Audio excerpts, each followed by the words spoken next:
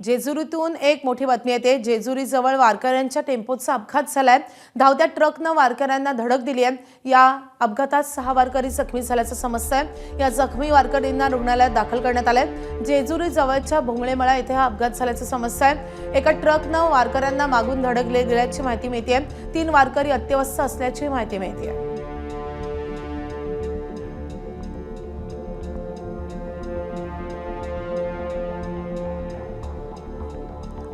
जयदीप भगत आपले प्रतिनिधी सध्या आपल्या सोबत आहेत। जयदीप, हा अपघात नेमका कसा झाला आणि वारकऱ्यांची प्रकृती कशी आहे? माधवी, आज संत ज्ञानेश्वर महाराजांची पालखी जेजुरी मुक्कामी आहे। सासवडचा मुक्काम आटपून आज पालखी जेजुरीमध्ये येणार आहे आणि त्याच वेळेस चालत असताना एका बाजूने गाड्या देखील सोडल्या जातात, ट्रक देखील सोडले जातात आणि या एका ट्रकनं वारकऱ्यांना जे आहे ती धडक दिल्याची माहिती आहे। 6 वारकरी आहेत त्यामध्ये जखमी झालेले आहेत।